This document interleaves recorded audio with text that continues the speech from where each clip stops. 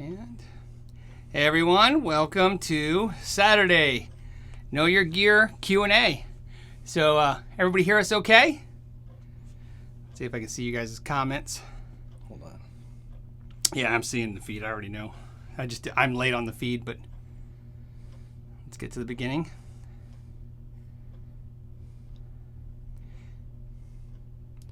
Oh, it's Micah and Micah's dad. Hey, how's it going? Are we streaming? We are streaming. We're live. They're out there. Yeah, I can see you guys.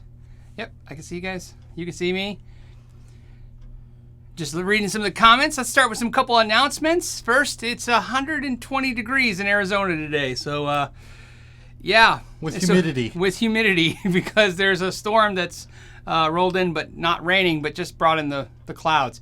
So, yeah. So wherever you are, if it's not that, count your blessings. So let's get into it. A couple things. Ben Goody said, hey, Phil, congratulations on 100,000 subscribers. Hey, 100,000. 100,000. Thank you so much. It's a really cool thing. I was thinking we were going to hit it by the 27th this month. We actually hit it on the 4th of July, which was really cool. I can't even put into words how awesome that was.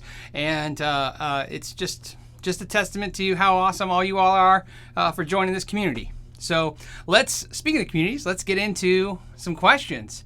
Let's see. David, he says, hey, Phil, is there a P.O. box where we can send you free stuff? Thank you, and congrats on 100,000 subscribers.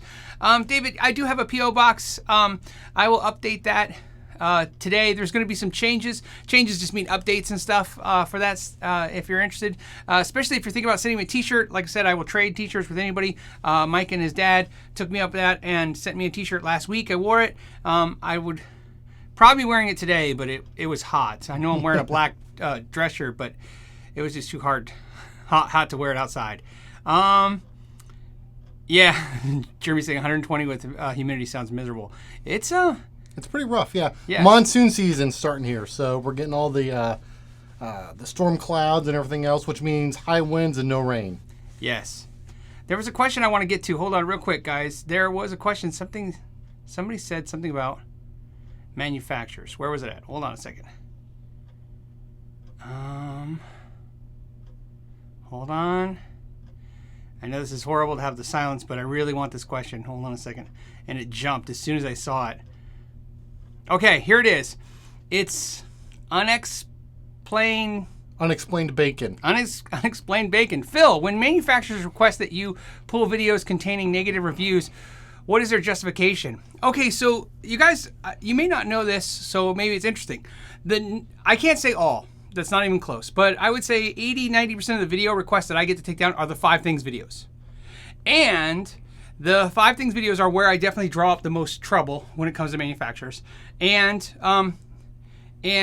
because of that, a lot of them now I get permission from the manufacturers. I send them the thing I thought up, and I see if they're okay with it. And they've been pretty easy going. However, now what's happened when I switched to that idea, now I get problems from the opposing sides. If you guys watched the live stream I did with Sam Yash, and he said this is a caddy industry, I really should have listened to what he was saying. I've been in this industry a long time, but I've never seen it from this side. So I've had now manufacturers contact me to take down videos about other manufacturers, right? Because they didn't like what I said. The problem is that, and this is how it is. So to answer the question, when manufacturers request that you pull down videos containing negative reviews, what is their justification? They don't have a justification. In fact, what they do, all of them with no exceptions, no one's ever told me to take down anything. They request it, like you said, and the request is as a favor. They're like, hey, we would like it if you take that down. We don't like that. In the most recent one, it was a company that didn't like what I said about another company, and I don't want to be. I know it's vague, but I don't want to stir up problems. Basically, it was this simple. They felt like I was promoting the other company better than I was promoting them. What I explained to all these companies is I don't work for you, none of you. I'm just a dude who likes gear, and we just like to hang out and talking about gear. So I do nothing with malice or disrespect, and You know, if you have a problem with it, you should probably take it up with the other companies. So the reason I like this question is because the question I get most is, you know, is it negative reviews? It's not negative reviews. They just don't like content that promotes other companies. Or in one case with Fender, they that their justification, so you know, and I'm just going to tell you because I don't have any restrictions now. Fender came at me and said that in a video, something I said did not show the product in a positive light, and that because I was an owner in a Fender dealership, I have a contractual requirement to put the best foot forward of that product line. Now, I'm not here to argue that. In fact, I explained to him that this channel was held separate from that entity, and this was my personal opinions. But their opinion was, hey, you know, you're supposed to make Fender look good if you work with Fender. I saw it differently. I saw it as, you mean I bought product from you as a dealer, as a consumer, as a dealer, and when you didn't put your best foot forward, I should then fix that for you. And that's generally what we talked about, so you know, on the phone. They basically explained to me, yes, that's exactly what the dealers are required to do. They're to fix the problems before customers see them. And I said, well, why don't you just fix them yourself so I don't have to deal with them? And long story short, about a week later, I closed the store. Yeah. So that was the end of that. I was not going to do this if it wasn't fun. Okay, I have a question from Dylan. Dylan says, hey, Phil and Ralph, congrats on 100,000 subscribers. Thank you, Dylan. I appreciate that very, very, very much. A lot of you guys, may not understand the significance of it. It's not a monetary thing, getting 100,000 subscribers. There's no money there to get. What it means is that you've built a community. That's the way it is. And so YouTube is going to send you a plaque, or right? I'm going to get a plaque saying that I built a channel that had 100,000 subscribers. And really, it's not a testament to your videos. It's a testament to your community. A testament to my ability to make videos is views. So if I do well with views, that means I can make a video that's entertaining. But if I get subscribers, that means we've built a community. Yeah. Yeah, and that's how I see it. And that's and why you gotta wear it like a necklace. Yes. In a Flavor Flav that, yo. Yes. Your own hype man. Yes. Oh, okay. So I think it's Kyla. Did you find a charity? No, I found one charity for one of the 3 guitars. Obviously, I owe 3 guitars a charity. I think I found another local charity. I'm trying to find local charities so I don't have to pay the shipping. This is going to add up real fast. It's going to cost about $50 to $60 per guitar to ship them. And so here's the deal. If I ship 3 guitars, it's $150 to $160. That's a lot of money that doesn't go to anyone but the UPS and the FedEx guy. And that's right. I'd rather give that money to a charity than give it to UPS. So I've donated one guitar that I'm shipping, but I still need a charity that's local that I can take care of it. If I can't find one, then I'll do it. I'm looking at Honor House right now, or PTSD for veterans. I've dealt with them in the past. They're really good people. So I'm going to look at that. If you guys have suggestions, please put them. Justin maybe says, congratulations on 100,000 subscribers, right? Have an iced coffee or cold beer on me. Yeah, I'll have I'm actually having an iced coffee right now because it is hot. Jeremy's got a question here. Okay. He said, hey, Phil, congrats on 100K. Okay. Do you think solid-state amps' main issue in a live setting is mainly the inability to cut through the mix? If so, do you think an EQ pedal can handle that? Can remedy that? Oh, that's a great question. You know, so there's a belief system that the power sections of solid-state amps don't push volume and signal like tube amps. My personal experience playing on live stages with amps is that when I use solid-state, to get it to cut right, I have to increase the mids. I have to really focus it like a Marshall amp where I get those mids really kind of kicking out. And then I find it sometimes it's not very pleasing to the ear. By itself, it's not pleasing, but in the band mix, yes, it sounds right. But the trick I've learned, and so you're asking the question about the EQ pedal. It's a good theory, right? You're walking down the right road, you know, right? Can I EQ pedal increase the solid state's performance? Here's my personal experience. If you want a solid state amp to sound good in a live situation, it needs to have the ability to be way louder than you need it to be. So the way I like this is an analogy I use. An engine, think of a tube amp like a diesel engine, mm-hmm. and a solid state amp like a regular engine. Okay. Diesel engines, they like the work, right? They like the heat. They're right. They go forever. So what's great is that in this analogy, if you take a solid state amp and you turn it up, unlike a tube amp where it's going to get better and better and perform better and sound better, the solid state amp has a degraded return of sound. So what I mean by that is to me, if you have a solid state amp, I've always noticed this. If you watch somebody live and they're playing solid state, but the volume's at like 2 or 3, you'll probably it'll probably sound fantastic. Yeah. But once you turn them up, so in that regards, I always just tell people solid state's perfect. You just need more power than what you need. You have to have power on tap, so you don't push that power section so it starts breaking up and becoming unpleasing. Yeah, and again, it goes back to sometimes you're going to have to crease the mids. It's going to be a sound that by itself doesn't sound right. It sounds kind of gnarly, but it'll go through that mix fairly well. Here's a comment. It's just funny. Cruciform said, remember when airplanes weren't allowed to fly into Phoenix in the heat? Yeah, it's when we hit 117. But now they have charts. Actually, it was 92. It was 122 that day. Yeah, oh, and 122. Yeah, it was the charts because the planes they didn't have the readings and the measurements to actually fly through the thin air because it was so hot. And they didn't think the runways were long enough. But United shut down, was it last week because of the heat? Yeah, United shut down a few flights last week because of the heat. Mellow Yellow 3 says, hey, Phil, any love for rack preamps like the Rocktron and new t-shirt designs? So I'll do them out of order. New t-shirt designs are coming. The new t-shirts are going to take a little bit before I put them out. The reason being is you guys were so amazing and you bought a lot of t-shirts, and I don't really feel it's fair to ask you all to buy these shirts. I'm gonna discontinue them, which is to show that you guys were here before the channel got a little bigger, and then immediately release another shirt that you're gonna need, right? I want to give everybody time to get a paycheck here, right? Get a couple paychecks deeper, enjoy the shirts they got, right? We'll worry about new shirts. So I'm gonna take a little break on those before I release them, just because, like I said, if you're interested in getting the new shirts, then I don't want you to feel the need to immediately have to buy another shirt after buying a shirt. So that's all. Plus, it gives people ample time that want to take pictures of themselves with the shirts and send them in to get those photos in. And so, like I said, we're not in a hurry. But as for the rack preamps, oh yeah, of course, I love the JMP, the EVH preamp. I love that one. Not EVH, don't listen to me. The Marshall preamp. The Rocktron stuff, it's cool. I'm a little biased. I've never been a huge fan of it, but Gary Hoey used it for a long time, and I like Gary Hoey. So, good experience with that. Kevin's got a question. Hold on real quick. Oh. Jim Chase has got a question, and then we'll do his. Congrats on 100,000. Have you tried the new Headrush pedal board? No, I haven't. So, and thoughts. So I don't have any thoughts, but because I said it in this, we'll put it in the index, and then I'll come back and check it out.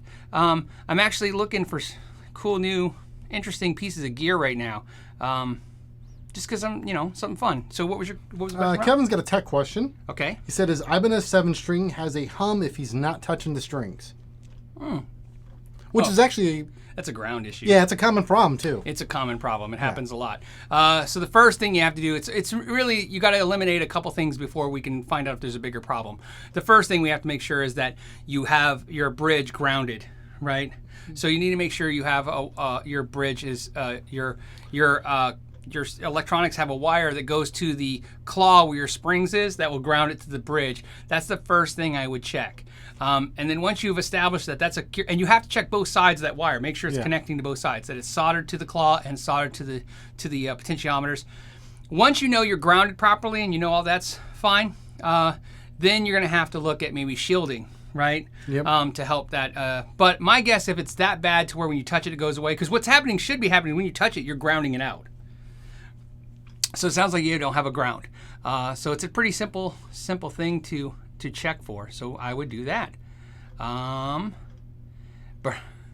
Bernard Bars is saying, howdy, Pilgrim. That's an old school throw out to the John Wayne statue that was my dad's that I sometimes have in the videos. Troy Marshall says, congrats.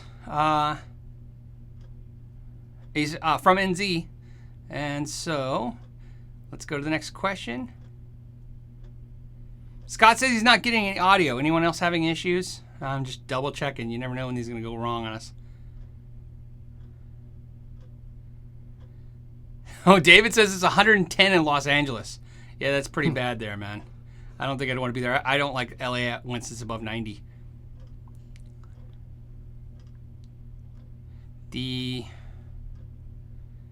Humbucker Lover says, I have a Champion 100 212 combo. What's the best speakers to get that Slipknot sound? Well, basically, if you want to improve that amp and you're trying to get more saturation, I would go with like vintage 30s or greenbacks, something that would, they're going to break up quicker, get you more distortion. The amp will produce all the low end you need with a 100-watt power amplifier there and that active EQ stack. You shouldn't have a problem getting the lows, so don't be afraid to get more sizzle out of that.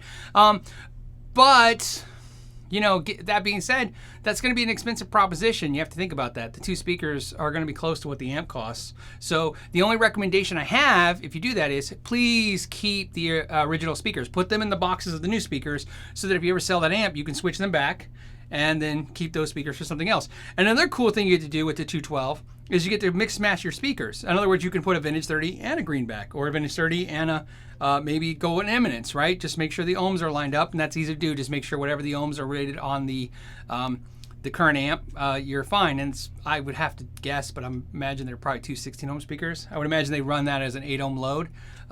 So that's what I suggest. Okay.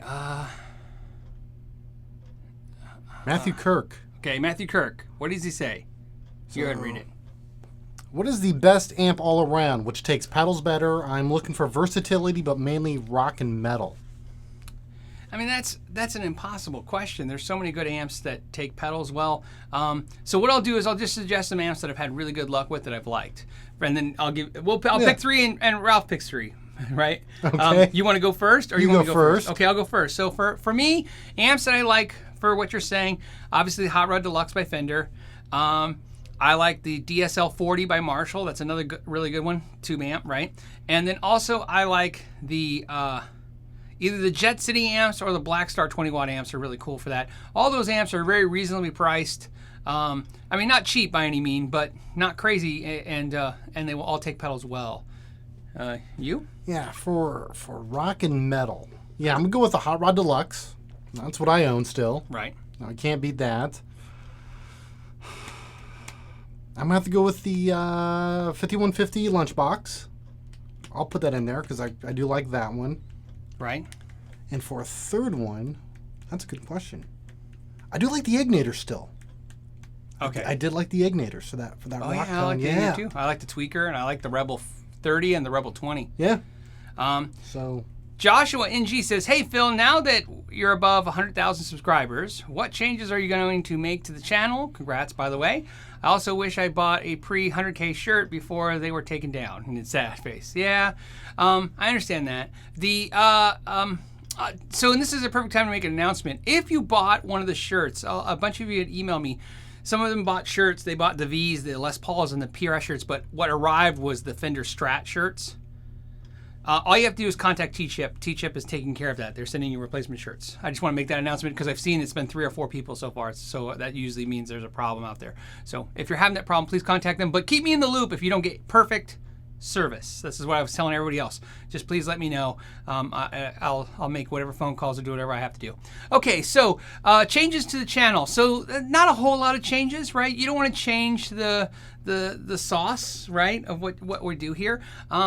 But I do have new cameras and new mics. I've been slowly integrating them in. That's just a progress. That has nothing to do with 100,000. Just that's something you're going to continually do to keep improving them. I keep improving my editing skills, right? I try to improve all my skills at putting the videos together. The only change that I think, and I'm just going to tell you guys now, that you're going to see that's noticeable is you're going to see a focus on guitars under $1,000, pedals under $150 to $200, and amps under $1,000. And when I say focus, I mean I'm really going to put a lot of effort into reviewing those type of products, playing those kind of products. In fact, behind me currently, you do not see a guitar that's over $1,000. And the reason that being is because has nothing to do with 100,000 subscribers. I know as the channel gets bigger, it's going to get harder to communicate one-on-one with everybody. And I think a lot of you understand that I have a passion for mid-price instruments, right? Mm-hmm. I do. I love them. But I collect higher-end instruments because I'm a collector, right? I like to have, right? I've been collecting a long time. But if I was going to, my preference is mid-price guitars. So I'm going to be focusing more on that stuff just because I want to, and I think it'll be fun. All right. I got one here. Okay. This is from Joe. What is your guys' opinion on the Gibson HP models? Okay, do that one more time. What is your guys' opinion on the Gibson HP models? I don't know what that is. What's the HP? I don't know. I've been to 3 stores this week, and I don't think I've seen very many Gibsons. So no, yeah, it's tough. I haven't tried them, and my experience is just like Ralph's. I just did a round robin to a bunch of music stores, and they didn't have anything. Yeah, because last week we were asked about the Gibson Fusion SGs, so I wanted to go out and try to find one, and I've been searching the valley trying to find any of the Fusions, and I've been hardly able to find any actual Gibsons themselves. So, Justin maybe asked a question. He said, "Would you do a limited edition shirt design with Pixy and in the blues?" You know, that's a great idea. I never thought about that. The problem, there's good and the bad. So here's the good and the bad. The bad is it would be hard to do because you'd have to figure out how to divide up those financial those earnings, and so somebody'd have to track it. But I think I would fix that by just making all the money go to a charity or somewhere, right? We don't have to worry about it. We just do it for the sake of having a cool shirt, yeah, right? And any profits just right, get donated. Any profits just donate or something, and that way we can help some program out. And to be honest with you, we don't have to worry about who got what and how. I think that's a great idea. I'll definitely reach out to them and see if they're interested, right? It might be fun. And if you guys think that's cool, some kind of collab shirts and stuff, I'd be up for that. Sure, why not? Dennis Shows said, "Can you guys go through the guitars behind you and give your fave short 10-word review comments?" Yeah, that sounds actually fun. Okay, so Dennis, we will do that. So let's start. Start with the Gretsch. You got to face the mic though, so you got to look at it and then talk to them. Otherwise, they'll hear you bouncing off the wall. So, the Gretsch 5420. I dig it. It's a cool guitar. I own a Gretsch, so they're cool. I dig them. Without a doubt, of all the guitars that you can see behind us, the Gretsch is my favorite. Right, that's the 5420 in the blue. Then there's a 7-string PRS. So I'll just tell real quick what they are. So you have a Gretsch 5420 made in Korea. You have a 7-string PRS Custom 24 made in Korea. You have a Jackson Minion, right? It's probably made in Indonesia or China. You have a Korean-made Strat style. It's the 84 by Dyna Electro. You have the 66 by Dyna Electro. It's also made in Korea. And then this one, if you can barely see it, this is a American-made standard PRS S2. It's at $999. It's $1,000. It might be $1,049, right? But out of those guitars, if I was going to keep one, so we'll do that. You keep one, right? I would keep the Gretsch. I'm going to go with you on that one, the Gretsch. Yeah, I really like that. Between the ones that everybody can see, I think the Gretsch is followed by the PRS. Yes. I would agree. I have an affection for guitars made at World Manufacturing. I think they do amazing stuff. So there you go. Okay, next question. Dave Monty says, "Best hollow bodies you've ever played." And you didn't say like best inexpensive or expensive, so just best. Best hollow body I've ever played was a Collings, right? But it was $5,000, but it was amazing in every way. So I'd love to say there was like a $300 equivalent out there of it, but there wasn't. That was honestly an amazing guitar. After that, my second favorite hollow body for just blow your mind away would be the PRS hollow bodies, just because, again, built so well. Everything about it is just perfectly made. Just really, really good stuff. What about you? What was the question? Best hollow body you've ever played. Gretsch. Yeah, but which one? You got to say which one. I would say the one I own. Okay, well, what do you own? I don't even remember the model. I think it's a 5429 or a 5229. Yeah. It was one of those weird ones. You have the Korean one. Yeah. That made in Korea that had the American. It has the American de-arming pickups, and it was before they went to the Fidelitron looking, Filtertron looking pickups. So yeah, it's a beautiful guitar. So I got one here. I got a question from George. So, hey Phil, what do you think of the Strat American Pro guitar with a Mustang Fender amp? And can I get the same tone if I buy a Mexican or Squier and upgrade it? Okay, answer it and I'll answer it. Okay. I like the American Pro guitar, but if you wanted to, you could buy the Mexican Fender Strat and then upgrade it. Yeah, it's... and I say this because, again, we've been through the factory. Yeah. We saw them cut side by side. Yeah. They get to a sorting pile, and they kind of decide then which bodies and necks are going to Mexico for final assembly. So, yes. And so I'll answer the question this way. I don't care where the guitars are made. I just care about a guitar being really nice. I've said this a million times before, and I'll say it over and over again. I'm interested in like a color, you know, right? Yeah. Like there's a Strat, there's a color, it just happened to be made in the USA. One of my favorite guitars, let me grab it. So here in the rack. One of my favorite guitars that I play all the time is this Mexican-made Strat. I play it all the time. The only thing I'm not big on is I prefer, mostly for aesthetics, you know, let me get it back in frame. I prefer the 2-point tremolo that they put on the Americans, right? So no particular, you know, negativity towards the 6-screw system. But other than that, this guitar is just as good. And this is stock. No trickery, no new pickups, no nothing. Well, and pointed out, the 6-point trem is what they put on most artist models. Yeah, yeah. It doesn't make any sense. So what I've learned is this. You don't worry about that. You worry about how great it is. I deal with that all the time. You know, I pick up a guitar, and sometimes when you pick up an expensive guitar, it's amazing. And sometimes they're not, and vice versa. Same thing with lower price guitars. So it just happens. The guitar, like I said, I collect guitars, obviously. I collect pedals, obviously. But collecting is a totally different thing. Collecting guitars is no different than collecting baseball cards, comic books, cars, if you collect cars, whatever, right? Whatever your income can justify.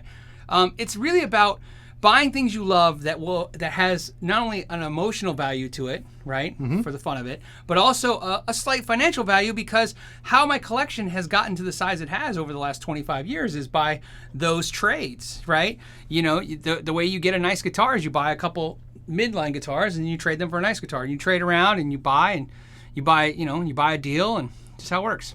Liquid Harmonix said, "Hi, I was wondering what you guys what your guys' favorite PRS pickups are. I've used the HFS and VB combo over a decade, even though they get a lot of hate." Yes, they do get a lot of hate. And that's because a lot of people don't feel like Paul Reed Smith did really good pickups until he got to 2007, right? My favorite pickups are the 5909s that I have. Those are my favorites. I like the 5708s. The HFS I've liked, the vintage bass and vintage treble I liked a lot of his pickups, but I for some reason just keep gravitating back to those 5909s. What's your favorites? I don't know, it's hard because I've seen guys swap them out, and especially when Paul was doing that promotion to have the 5909s put in if you send him back your guitar. Sometimes it worked and sometimes it didn't work for me. So I don't know, it's kind of hard for me to say which pickup, because I didn't send my PRS back at the time. Right. I decided not to. Because you like the ones you had? Yeah, and I was like, well, Paul put these in here for a reason. Yeah. It's hard for me to say in that combination which pickups are I did like the 5909s in a lot of the guitars. Yeah. It's just some of them that got swapped out, I think it lost a little bit. I mean, I have 5708s as well, right? And they're great, but I just like 5909s. Davey Rock says, "Hey Phil, thoughts on going ampless, e.g. Sans amp or pedal power amps like the EHX 22 or the 44. Also, Seymour Duncan is doing the Power Stage 170 or 700. So I get what you're saying. So yes, what are my thoughts, or what are our thoughts? I'll let Ralph chime in too on the idea. What he's saying is no more amps, just power on the pedal board. The pedal board power amps. Yeah. Yeah. I'll take this first. There was a lot of them. There was a lot of them this year. But let me tell you how I feel, and so I never mean to offend anyone, and these are just my opinions for whatever reason they are.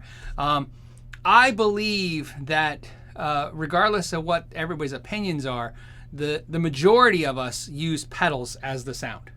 Yes. Right? That's my perception of what I see, right? When I'm looking at guitar players. When I take 100 guitar players, and let's say I take 100 professional guitar players and 100 hobbyist guitar players, when I look at them, they are really fine-tuned their pedal boards to the point where, like guitar players admittedly, like Paul Gilbert say, they just have a backline amp and they bring their pedal boards, right?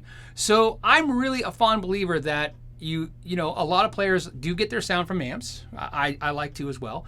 But a lot of players, I think majority, at least 55%, let's give me that at least, 55% of them are using pedals as their sound, right? And even I've argued in the past that Jimi Hendrix, which is notoriously known for Jimi Hendrix having that Marshall sound, well, it was a fuzz face through a Marshall. You know what I mean? Yeah. So a lot of times, very rarely, besides like maybe AC/DC, do you find a player that, you know, AC/DC and Van Halen maybe, right? Yeah. They're Marshall amps, and everybody else was like pedals to some degree. But my point in this is the idea that people just say, okay, at this point, then screw it. Here's my pedals and I'll put power to them, right? I think that's a logical step, because to me, and I've made this argument with friends, and I've never persuaded them, so maybe I'll have better luck with everybody today.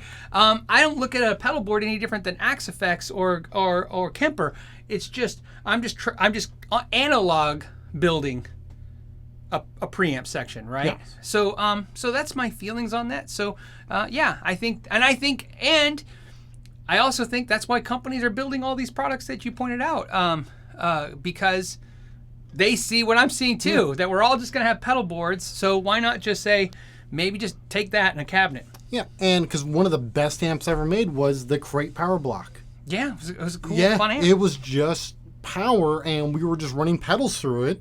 Yep. And it worked. And now it's just like that evolution where there's going to, you can just put it on your pedal board, go. And again, I don't think I've ever seen anybody play without having pedals. Yep. And it's weird because I've seen some guys just use nothing but vintage gear. That was their big thing is, oh, vintage gear. Then you see this giant pedal board in front of them. So, yeah, unless you're that rare guy who goes guitar to amp. Yeah. Yeah. And there's those guys, and there's nothing wrong with that either. That's what I'm saying. Like I said, I'm just pointing out what I see. The majority of us are doing it that way, so I can see why a company would want to market to that. Let's see. Don says, your thoughts on the Jenson speakers. I have a Jenson speaker. I have a cabinet with every major type of speaker in it. The Jenson is really cool. I find Jensons are, some speakers, let's start here. Some speakers, in my opinion, are easy to get sounds out of, right? So there's some, so I think like Eminence, like the Governor, I think the Vintage 30 by Celestion, these speakers are not so particular that they don't like a mid-range amp or a bass amp. In other words, they're more universally accepted to what I notice. The Jensons, I think, are magic, but then also they're horrible in the wrong situations. And I was working on, and I still might finish it, a Champion video review of the Champion 40 by Fender, and I have 3 of them, and one has a Vintage 30, one has a Jenson in it, and the Jenson does not sound good in that amp. So maybe that'd be fun, something to talk about, but you have any experience with Jenson speakers, Ralph? No. If you turn the amp loud enough, everything sounds good after a while. So, let's see. Rudy Saldivar is saying, hey, I've considered purchasing a few guitars as an investment, so I would want to it to appreciate in value over time. Is that even possible these days? And what advice would you have with it in mind? Well, Rudy, the best advice is exactly. I can only give you advice. Not so much as an industry person. I don't want to do that. I don't want to say anything about what I know about the industry. I just want to tell you what I do, right? And that way, my advice, if you're whether it goes out good for you or bad for you, I'll be in the same boat with you. First, buy what you love, right? That's why I have some Ibanez Gems. I thought that was a cool time for guitars. I have those. I like Les Pauls. I like some of the weird PRSs, right? You buy what you love, because hopefully if enough people love them too, as they become more scarce, they'll be willing to pay more than what you paid for yours. But like I said, I don't build a guitar collection for retirement. These are just things I enjoy, right? And my attitude is if I can get most of what I got into them out of them, that's awesome. Because if I buy a guitar for $2,000 and then 5 years, 10 years later, if I'm bored of it and I get rid of it and I get $1,800, it's not fun to lose $200, but I got to, right? I couldn't. Cable TV costs more than that experience, right? You can't, a couple times in the movies. So again, I'm not looking for the windfall.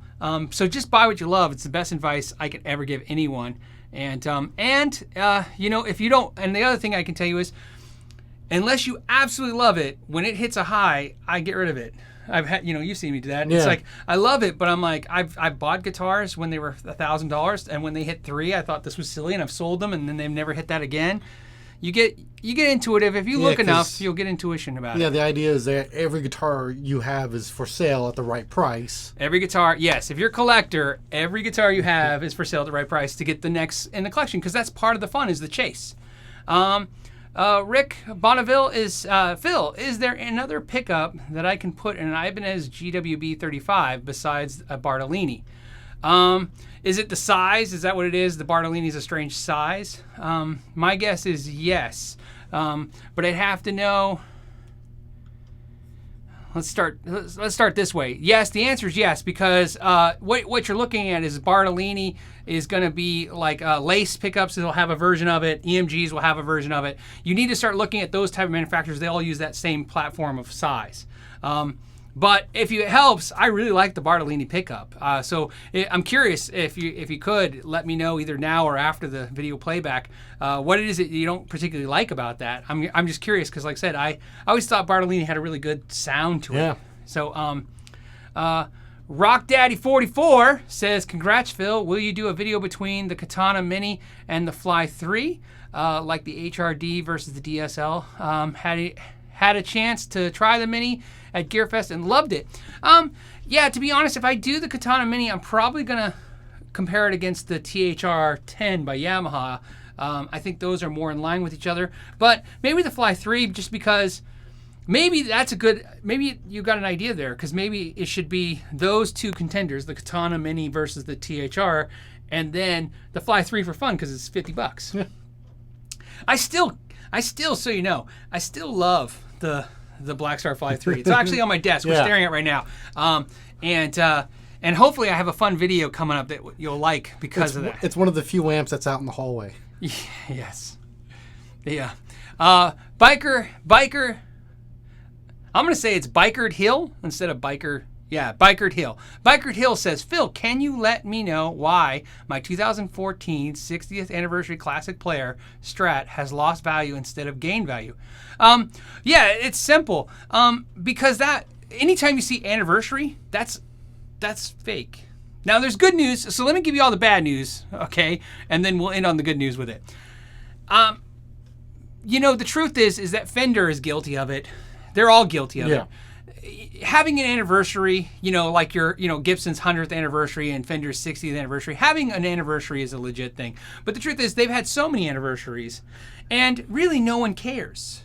I mean, and I could be totally wrong. Again, put that in the comments later. Do you care when companies have anniversaries, other than it's cool that they hit a milestone? Yeah. But does it matter to you to the point where you put that on that product? Now, that being said, I think that's why most products at anniversaries do not hold value. And my comment, and he can back this up, he's been in enough meetings with me, every year, doesn't matter the company, that has ever told me, "Hey, this year Schecter's having our 30th anniversary. We want you to buy the 30th anniversary guitar." I always make the same joke, and it's offensive. I'm just going to warn you. I always laugh and say, "Yeah, or I could buy it on clearance at the end of the year from Guitar Center." Right? Because no one cares about your anniversary. No offense, right? No offense. They just don't. Now, that being said, that's at the moment. The truth is, though, anything that's made in limited quantity will eventually have value because there's going to be less of them, right? That's what's great. So your guitar may not be holding value or losing value now, but in the long term, it will gain value, right? Yeah. It's like a car. Yeah. You're going to lose half the value the moment you walk out of the store with it. Right. But in 10, 15 years... Yeah, the value's slowing down, right? Yeah, it'll start coming back up if it's in demand. Yeah. There's very few exceptions to the contrary of what I said, where the anniversary model's done value changes. But, again, it will have an effect. So the 60th anniversary was a good year, is a good product. And here's what's interesting about that. why I think your guitar will eventually have value is not because it's a 60th anniversary piece. It's just because people will start revering older made products because of the changes that happen. Yeah. Right? Fender is changing products. Here's a good example. Your guitar is different because they've already changed the way some of the serializing has happened. They've changed the Made in the USA components. They're changing the Made in Mexico stuff, right, where they place it. That stuff will eventually have value because it'll be different. So hopefully that helps. Plus, I play that guitar. It's a good guitar. So,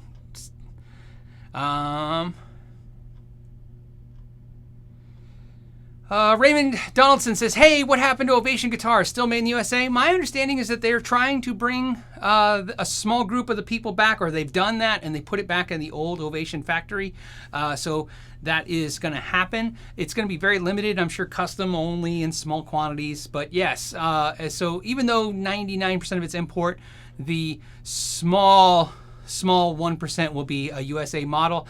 I've heard that, I've read about it, but I haven't physically seen one yet. I'm sure they might be at the NAMM show, so we'll see it at Summer NAMM. I'm going to decide this weekend if I'm going. I keep saying Ralph can tell you, this is normal for me. I usually decide to go to the NAMM usually the week of the NAMM. Well, at least the week before. Yeah, I always wait till the last minute to decide if I want to go. Because I want to know if there's anything cool going to be there. So as I get releases about products, Morley... And Summer NAMM's always the hard one to pick, too. Yeah, like Morley's released today that they've got a new line of mini wahs coming out. So I'm kind of now interested about something like that. Let's see. John O'Neill. Any thoughts on a non-Squier budget Strat type alternative? Oh, yeah, of course. You know, the interesting thing about Squier is that most people don't, you view it as an economical choice against Fender. But it actually has a premium to it because Squier's brand is got brand power. So the knockoffs of Fenders that are not Squiers sometimes are better dollar values. In other words, you know, right, for what you get to what you pay, the equation is better, right? The only thing that Squier brings to the table that's powerful, that makes it hard for those knockoff guys to compete with, is because of Fender and Squier's volume, Squier being, I think, the largest made instrument in the world, and by volume, they can command they use the weight of that to make better Q&A overall guitars, right? They get less duds in the mix because they can make the factories work a little harder. But I have found tons and tons of guitars that I think are fantastic. Everything from GNL's import line to Schecter's import line. Some of the SX guitars by Rondo are pretty decent, right? But again, a little hit or miss, but pretty decent. Jackson's. Yeah, Ibanez. but he's looking like Fender types, right? Strats. So, I mean, there's a lot of cool stuff like that. Let's see. Next question. What do we got? By the way, there's 626 of us hanging out Here we go. on a Saturday. Okay. Wild Weasel Slayer. Okay. What do you think of the Jaguars, Jagmasters, Mustangs, and Duosonics? I don't think I've ever heard you talk about them or seen any hanging on your wall. Well, yeah, I don't talk about them very much, and you might have seen them because for a while I have two. I have a Jaguar Squier, and I have a Jazzmaster Fender, and I no longer have a Duosonic, but I did. Do you still have a Duosonic? Didn't you have one for a while? I can't remember. No, I don't think I have one. So I have those guitars. Yeah, I like the Jaguar sound. I like the pickups, right? I love everything about the guitar, but I'm really more fond of the Jazzmaster 25.5-inch scale length. So I've been threatening, I guess to myself, I've been telling myself I was going to yank the guts out of my Jazzmaster, or Jaguar, and throw it in my Jazzmaster, but I haven't done it. But I love them both. Yeah, you don't see them very often because I keep them in the other room. Or, you know, Ralph says the hallway. My hallway has guitars in it too, and amps. I have a little section right in the house that's like my little area, and I keep all my stuff, you know, kind of there. And so I'll pull them out more, right? Because especially I like them very much, especially the Squier. Let's see, what else do we got? Phil Smith, what's your thoughts on the PRS reclaimed wood guitars? I don't know if you know about those. Do you know what those are? That sounds familiar. Okay, so PRS did a limited run of semi-hollow CE24s and S2s where they used some reclaimed wood, right? Yes. So, right? I think that's an amazing idea, right? I think the idea is fantastic. I think more companies should do this. Why? Because it doesn't really put any burden on the on resources, right? Yep. It's not that I think it's a recycling project. It gives someone something unique and interesting, which is always fun to have, but something that doesn't have to be crazy expensive or have any kind of negative ill effects on any kind of environmental. Yeah, and several other companies have done this before, right? Oh yeah, it's a great idea. What company did it when they were fishing the wood out of like Lake Michigan? You remember when they were pulling that up? Well, Zahn did it for the bases. Was a bunch that of companies Tacoma? did it. Tacoma did it. Yeah, I love that idea. Right? There was logs at the bottom of Lake Michigan, and they fished them out. Yeah, it was from like all the logging from years ago, and so Tacoma did that with the Brazilian rosewood when they were just tearing up the stumps or something like that. So the Stardog Champion says, "Hey, are the new Dyna Comps, MXR Dyna Comp compressors bad compared to the old one?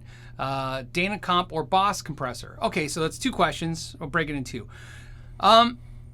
There's always that, that the older pedals just have, those old analog components in them and the new ones don't sound the same.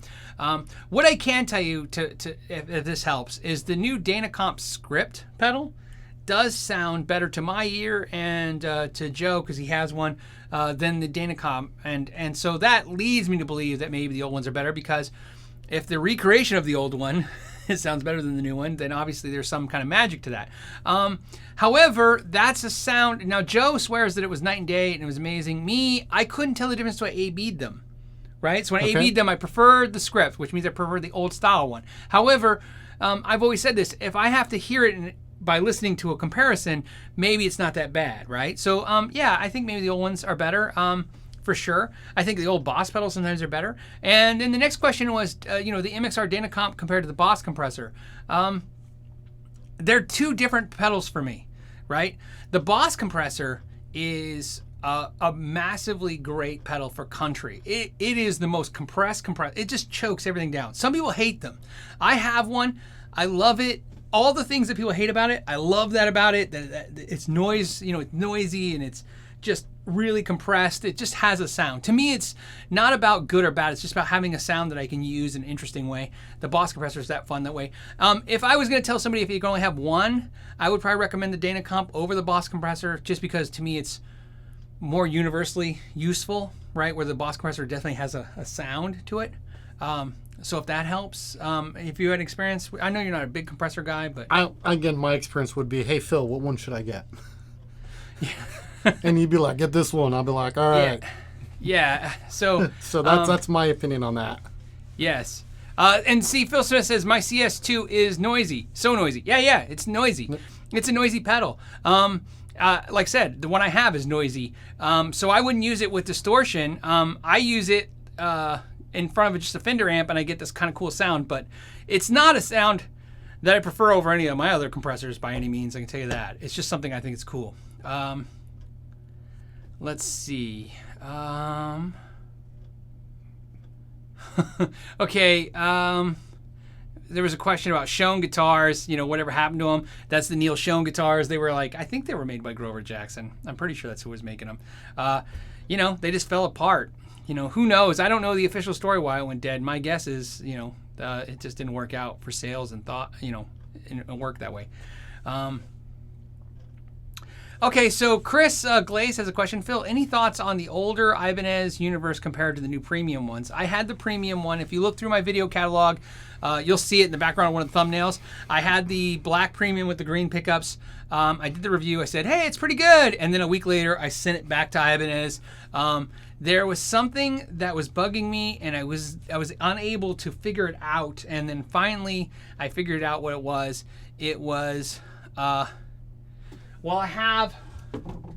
to answer your question, right here, this is an RG7620. This is made in Japan. This is like a 1999. This is fantastic, right? This guitar is as good as any Universe out there, and quality. And the new ones just aren't as nice. So I sent it back because it was $1,200 then. I think they're $15 now, and I got this one for $400, maybe $350. So for $400, and I think they're up to now $500 now, but for $500, I recommend that way better. So no, and then I've owned original Universe black with green pickups. I had a 92, I think, I regret getting rid of it to this day. I don't know why I got rid of it. But no, the new ones are not as good as the old ones. And they're not spec the same either. The necks are wider on the new ones. The old ones, the necks were narrower in width, like this RG7620 is. And so I always find that interesting that you can find tons of interviews where Steve Vai says he likes the original one they gave him, and he plays that one all the time, the black one with the green pickups. And if you look, that is the spec off the RG7620 and 7420. So the old Universes have a narrower neck. If you watch my 5 or 7 things you don't know about the Ibanez 7-string, in that video I explain how that happened and why that happened. Korn had had them change the necks on the Ibanez 7-strings, so they're not the same anymore. So I just like you can be like, oh yeah, let me talk about a 7-string. We grab one off the wall. Yeah, well, I have another one in the rack too. I've been thinking about this. You guys asked about doing a video where I go through all my guitars. I did one where I started going through my guitars, and then I kind of pittered out. They're so long, right? I've actually started 2 or 3 of them, but I was like 30, 40 minutes in, and I'd only gotten through 20 guitars, and I was like, this is not going to work. It's going to be a 3-hour video. Yes. Should do that as a series. And then, like I said, so I'm clear. I always tell people, everybody asks how many guitars I have. I always say there's like 20-ish, right? But I mean, that's what I keep around me. Yeah. Right? I don't know. Like I said, I don't consider my collection of guitars. That's not really my guitars. Those are guitars that are just I have. That I don't use them, in other words, as much as I should. Next question, because we're getting a little sidetracked today. And we're down to the 10-minute warning, so let's see what we can find for 10 minutes. Since there's 638 of us hanging out. Okay, I know he's sarcastic, but we're going to ask her. Guy says, what guitar stool has the best tone? The best tone? Well, that's easy. Then that would be the Gibson or PRS or Fender. Bar stool, I don't know. I got nothing. Thought I was going to be funny, and I'm not. Well, guess what, Guy? Me and you were both not funny together.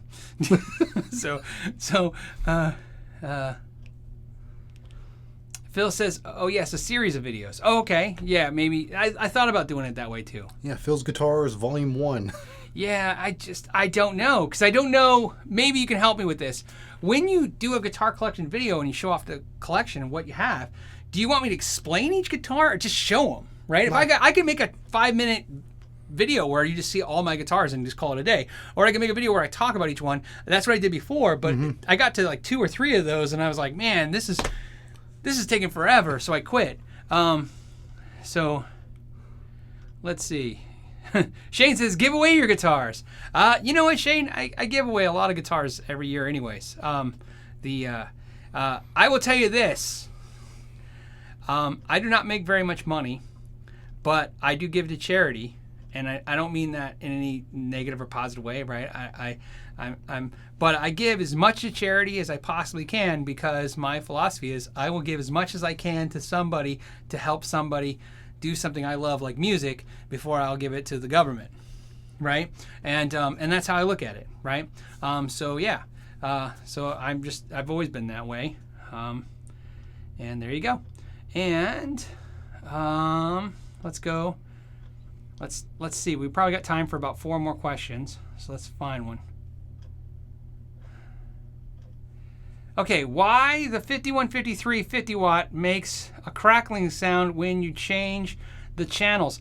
Sounds like a bad tube, Hector. That's Hector. That sounds like tubes. Crackling sounds a lot of times are tubes. Sometimes could be the relays or other components with dirt in there. My experience is easy with tube amps. First, it's probably the tubes. So change the tubes. It's an easy thing to do. Yeah, I mean, it's dangerous, so don't hurt yourself. But I mean, easy thing like to have done. If you're not familiar with tube amps, don't mess with them. But you can have that done and have it clean in service, right? It's one of those things. It's like when you buy a nice tube amp, you have to be aware of the fact that you have to maintain it. Yes. Right. I mean, they're not going to last without work. There's a reason why there's amp techs on the road with touring musicians to work on their amps. So there you go.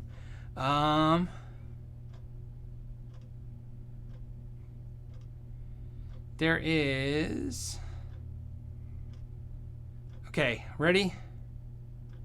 Oh, here's a good one. Pawn shops or eBay? You know what's funny? The reason I'm answering this question is, so I went to an appointment on Wednesday. Was the day so the 5th. That was the 5th, right? So I went on an appointment. Anyways, I got there and they had to reschedule my appointment. And so I was driving the way home and I saw a pawn shop. I hadn't been in a pawn shop in forever. I thought, let's go poke in one. And it was pretty stupid. It was just nothing but cheap junk overpriced. It was everything no one wants on Craigslist, but for full retail. So the question is, pawn shop or eBay? Pawn shops. There's going to be people that comment on this video now. Hey, I go to pawn shops all the time to get great deals. Cool. I have never found a deal in a pawn shop. I haven't either. Yeah, I've tried it every now and then, like you just did. You're like, you know what? I got time to kill. Let's pop in there. Let's see what they got. Yep. You go in there and you're like, this was a waste of time. Everybody's different, right? But here's the deal. My experience with pawn shops is exactly like my experience with Vegas. Everybody says they grow and they won all this money, paid for the whole trip. I go there, I lose $50 in 5 seconds, and I just want to leave, right? Same thing. Pawn shop, I walk in, I look around, I just want to leave. Yeah. It's like I feel like I barely have even a few minutes. So eBay by far for deals. Yep. See, somebody was saying eBay all day long. Yeah. Reverb and eBay is where I bounce back and forth to. So here's a side note. It's not a question you asked, but it's something to tell you. Did you guys see that eBay has lowered its selling fees to 3.75 to be competitive? Right. So with Reverb, I thought that was kind of interesting. So it might bring. I thought already Reverb's doing great, but eBay still has more sellers, and they might be able to retain more sellers that way. Who knows? Maybe it's a little too late to. Right. Okay. See, Patrick Hall says, I bought an 83 Gibson V in a case for $375, so I'll keep looking. LOL. Did you do that at a pawn shop? You found that at a pawn shop. Now, so you know, that being said, we left something out. We have a friend who literally is a vintage guitar reseller, right, for a living, and he buys stuff at pawn shops all the time. But so you know, and I asked him, and you were there when I said, how do you buy all these guitars at pawn shops? But he pays the employees a finder fee to call him on his cell phone. And he literally, so you know, he will drive out of state. He drives, like if he gets a call, you could be talking to him. He'll get a phone call. He'll get in his car and drive 3-4 hours to pick up a 68 Strat for $500. I think he did one where he get off the phone, looked at us, he goes, I got to go. I got to drive up to Utah right now. Yeah. It's so, I mean, I get it. There's deals there. I'm just telling you my personal experiences, right? And maybe someone else said it's like, you got to keep hitting it all the time. Going back to the same pawn shop frequently, and that's too much effort for me. Quicksilver 78 says, Phil, are you Republican? I'm going to give you a horrible answer that'll probably suck for everybody. But so you know, there's two things I could give a crap about. It's sports and politics. I don't know why. Everybody's wired different. Right? Ralph loves sports, right? Well, I love football. Yeah, nope, care less. In fact, almost in both instances, couldn't tell you what's going on with either at any given time. And I've always been wired that way. You know, I pay attention as much as I think I have to, but to me, you know, when people make equations about going to the dentist, it's as bad as, you know, like going to the dentist. To me, listening to politics or sports is like going to the dentist. I watch hockey a little bit, but I say watch hockey, I mean if somebody watches hockey, I'll sit there. But that being said, so not to bum you out, I just don't care. As you can tell by what I do, I try to spend all my time just hanging out with guitars, and I'm very determined to do so. There's a funny story. I'll tell you a funny story, and then I'll take the last question. It's a funny story. I was once in the store, and I was working, talking about guitars, and I got thirsty. So I left the store to walk next door. There's a grocery store next door, and I walked next door. And the customer that I just sold the guitar was in the store, and they left. So I go in the grocery store, and while I was in the grocery store, I went to the back of the store where the sodas are. I got the drink, and as I was walking, I saw the magazines, and I saw the Guitar World magazine. I grabbed it, and I started reading it, right? And I was like, oh, I'm going to get this magazine.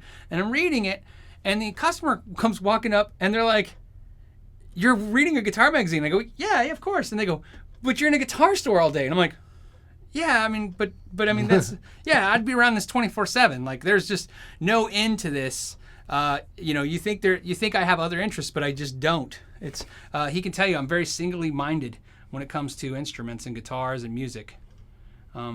Okay, let's see who's got a great last question to end on, and then me and Ralph will answer it. Okay, I'm gonna read a statement and then we'll do a question. Rock Daddy 44 said politics is such a bummer and only makes you depressed. So here's an interesting factoid. I like facts, right? Here's a little fact. When anything happens bad politically in the news to the point where I hear about it, because it's got to be pretty bad if I hear about it, because I don't have TV, so I don't, right? It has to feed through. If you go back through my video history, you'll see I upload a very positive video that day. It's just instinctually something I do, right? It's just as soon as I go, oh, that's horrible. That's what everybody's going to be looking at when they go to YouTube. So let me put up something a little different. I just think it's fun to do it that way, keep everybody's mind. Because like I said, it's an important part of our lives, but it's a bummer. Okay, so last question.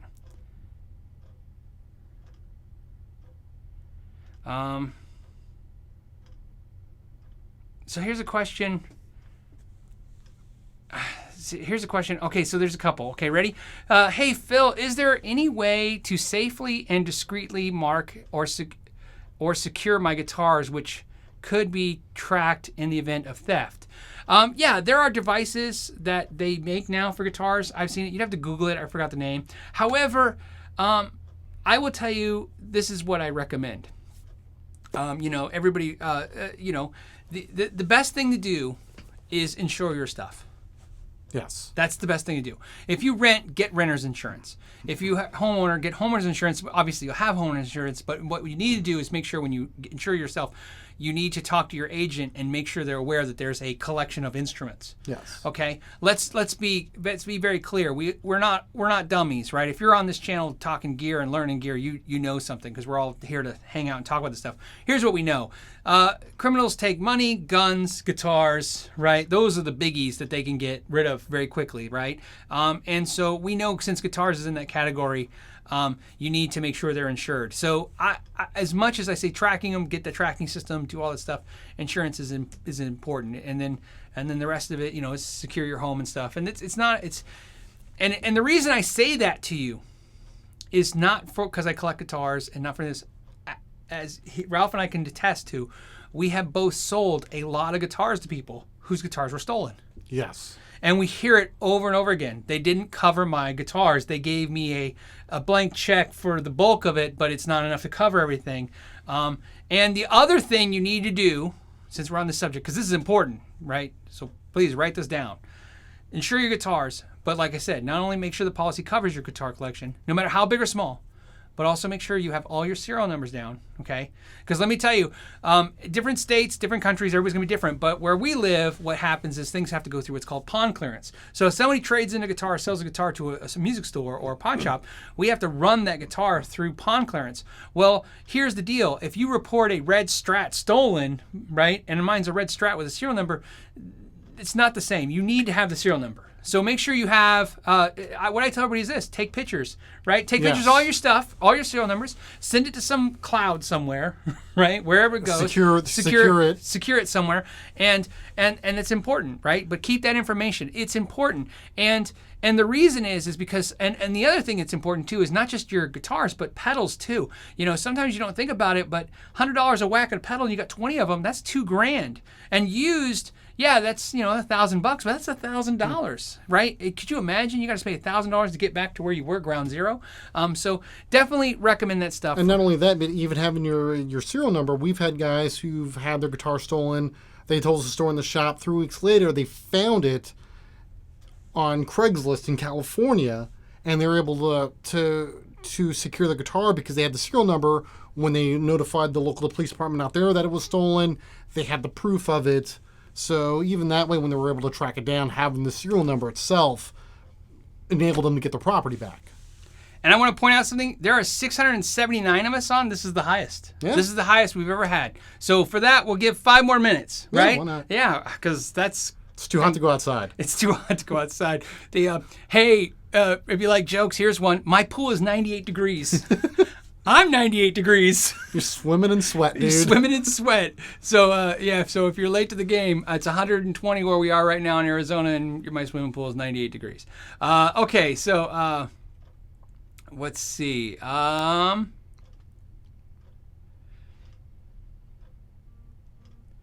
then I go dark and I don't say anything. Yeah. Oh, here's a good one. Damien says, hey, acoustic amp or electric amp for an acoustic electric guitar? Okay, so this is a good one. I might have answered this one before, but if not, I will answer it now. Keep in mind, it's not about amplifying the guitar. That's a big factor of it, but that's not it. It's really about the fact that acoustic guitars do not sound very good amplified. They don't sound very acoustic. So I always tell everybody, like, if you have a guitar with a piezo system or piezo system, whatever you want to call it, like a Parker or maybe like a Line 6 or the Petrucci has it, whatever, right?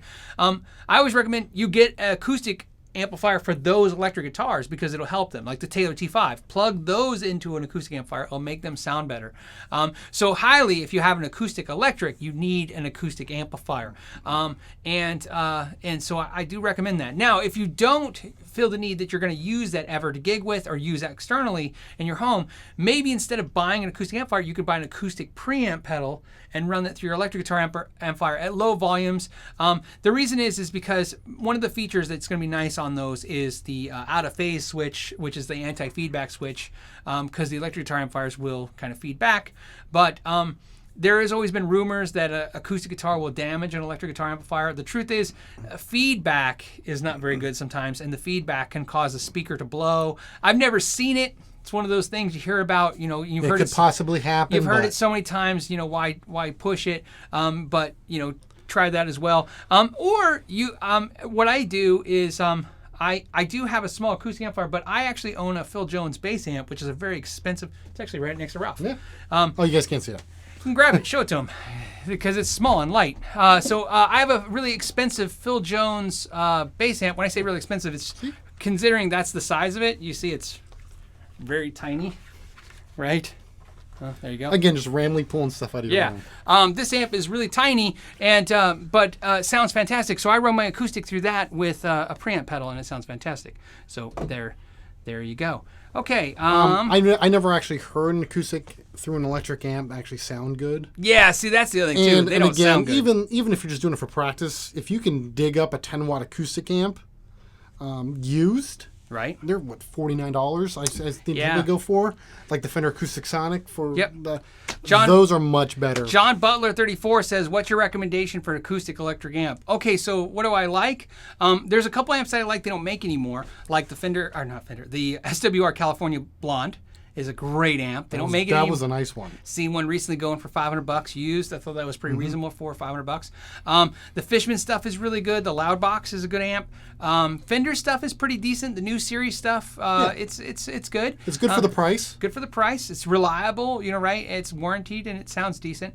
The Marshall made one. Marshall Amps made one for a while. There's a lot of them that are good. I'm trying to think of one that like sticks out, that blows me away, and really I've never had that experience with an acoustic amp. Nothing that just really killed it. There's a lot of preferences. Roland AC60 and the AC30 are pretty decent. AC30 has a looper in it. It's battery powered.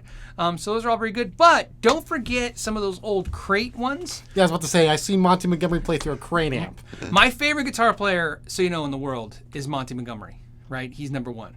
And in fact, when I did the video with Robert Baker and the Tone King Pixy last week, they asked me what was my favorite album, and it was The Alchemist or The Architect. Yeah, by Architect by Monty Montgomery. So Monty Montgomery for years played the crate amps, so you could say they're not very good. And he used Boss pedals. Yeah, I'm sure somebody's going to say they're horrible, but go on YouTube and watch him play Boss pedals through those crate amps and tell me how horrible they are, because, I mean, it's him, right? You can make an amp sound good if you want to.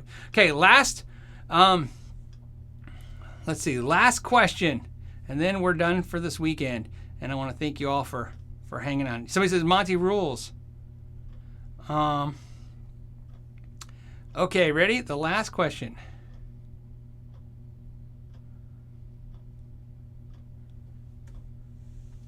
Okay. Martin Grabber Meyer says, hey, congrats on 100,000 subscribers. What amp and pedal combination would you guys recommend for a decent Marshall Plexi sound at an apartment-friendly volumes? Okay. The Marshall Plexi. I've owned a bunch, including the Carl Martin one that was really good, and the Wampler one's really good. My favorite Plexi amp pedal is the 68 by Lawrence Petros, and it's right down there below you. But so it's in my rack. So I highly recommend that pedal. It's on the pricier side. It's like $225, I think, is now. He's got them on sale, or maybe it's $250. This is it. I absolutely love this. This is the best Plexi style pedal I've used for that sound, for the Plexi sound. So also, it's not really a Plexi sound, but I'm going to give you some alternatives because sometimes I don't know if everybody understands what the Plexi sound is. So there's a couple Marshall pedals that I also highly recommend that are more affordable, that are also good too. I want to also recommend the Marshall pedals, like the Governor. Either the Korean recreation that's silver, or the original one made in England that's black. Highly recommend this. My review is about to come out on it. This is the JCM 800 simulator, but there you go, by the PAL 800. 150 yeah, we were bucks. playing that last week. Oh, it was crazy. Love this pedal. So obviously you know what that review is going to be like, right? Love it. So those are all good pedals. What's great is there's a lot of good ones out there. Like I said, the Wampler's got a cool. I have a bunch. I went crazy for a while and bought a bunch of Marshall type pedals, and very rarely did I find bad ones. So I have one of the more MOER pedals right now. It's okay. It's not my favorite, but it's okay.